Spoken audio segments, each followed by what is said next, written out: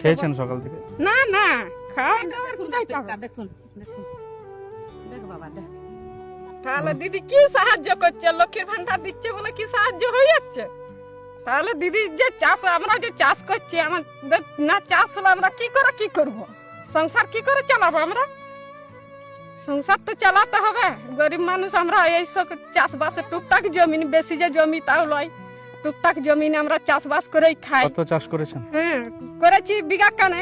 গেছে 4 বিঘা, এখন 4 বিঘা মাঠে পড়ে আছে। মাঠে 4 বিঘা পড়ে 4 আছে। বিঘা এখনো পড়ে ওই আছে। 4 বিঘে আলু কি বিক্রির জন্য কোনো পরিকল্পনা হয়েছে? না, বিক্রি হয়নি। তোর যাবো বলে এক গাড়ি আজকে লোড করেছিলাম, তোর সে ঘুরে এসে ঘরে আমার পড়ে আছে। তোরও নেই, মানে স্টোর থেকে আলু ব্যাক করে দিয়েছে? ব্যাক করে ঘুরে এসে মানে 200 বস্তা ঘরে আমার পড়ে আছে, গাড়ি আমার লোড করাই আছে। সেই আলুগুলোর পরিণতি কি হবে? সে তো খারাপ হয়ে যাচ্ছে না, নষ্ট হয়ে যাচ্ছে তো। নষ্ট হয়ে যাচ্ছে? হ্যাঁ, কালকে পরশুদিন গাড়ি লেগেছিল, কালকে রাত্রে ঘুরে চলে এসে ঘরকে এসে আমার ঘরে 2টা গাড়ি দাঁড়িয়ে আছে। দেখবে চললাম, মিথ্যা কথা আমি বলি না। আপনার বয়স কত? আমার বয়স 78 বছর। 78 বছর বয়সে আপনি চাষ করছেন? হ্যাঁ, ছেলেরা আছে আমার, ছেলেরা আছে। এখন আমাকে সব দিন খাটতে হয়।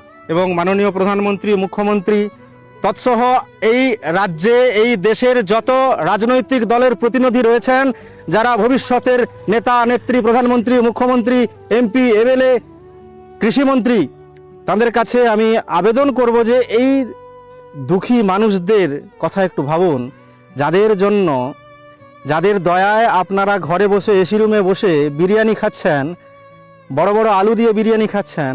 সেই মানুষগুলো আলু ফলাচ্ছে বলে, সেই মানুষগুলো ধান ফলাচ্ছে বলে, ফসল ফলাচ্ছে বলে, আর সেই মানুষগুলো যদি বেঁচে না থাকে, তাহলে আপনারা কিভাবে এই মানুষগুলোর রক্তের রাজনীতি করছেন সেটা একটু ভেবে দেখবেন।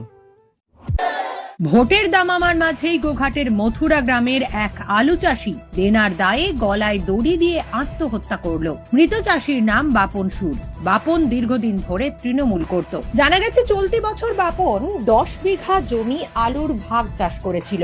এই মুহূর্তে মাঠে বস্তা পিছু আলুর দাম 170 টাকা। সরকার সামান্য আলু কেনার কথা ঘোষণা করলেও এখনো পর্যন্ত গোঘাট এলাকায় আলু কেনা শুরু হয়নি বলে অভিযোগ। বাপন চাষ করতে গিয়ে কয়েক লক্ষ লোন করেছিল। পাশাপাশি গত বছরেও আলু চাষ করে ব্যাপক ক্ষতির সম্মুখীন হয়েছিল। পরিস্থিতি এমন পর্যায়ে পৌঁছয় বাপন বুঝতে পারে যেভাবে আলুর দাম ক্রমশ নিম্নমুখী, তাতে করে তার দেনা শোধ করা সম্ভব নয়। সেই কারণে সে আত্মহত্যার পথ বেছে নেয় বলে তার পরিবারের অভিযোগ। বাপনের স্ত্রী জানিয়েছেন, গত কয়েকদিন ধরে বাপন কথা কম বলছিল। একাধিক জায়গা থেকে আলু চাষ ও ব্যবসা করার জন্য প্রচুর টাকা লোন করে ফেলেছিল। আলুর দাম নেই, সেই কারণে আত্মহত্যা করেছে বাপন।